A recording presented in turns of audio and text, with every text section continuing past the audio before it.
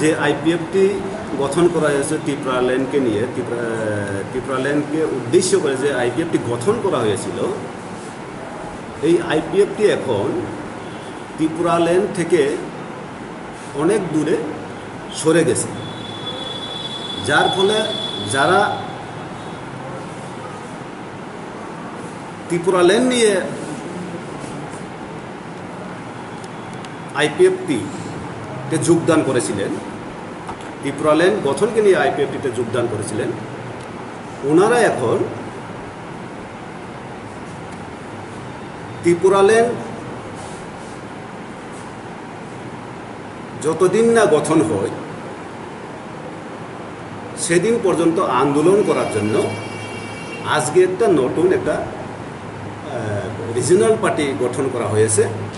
ওনারা গঠন করেছে, পার্টির নাম হলো ত্রিপুরা পার্টি। এজেন্ডা একটাই, ত্রিপুরাল্যান্ড যতদিন না হবে এডিসি এলাকাকে নিয়ে ততদিন আন্দোলন চলবে, এবং যারা ত্রিপুরাল্যান্ডকে নিয়ে মানুষকে বোকা বানিয়েছেন তাদের কাছে আমাদের আপিল, সময় এখনো আসছে, আপনারা আসুন, ত্রিপুরাল্যান্ডের জন্য আমরা আন্দোলন করি, ত্রিপুরাল্যান্ড গঠন করি, আমাদের অস্তিত্বকে আমরা টিকিয়ে রাখি।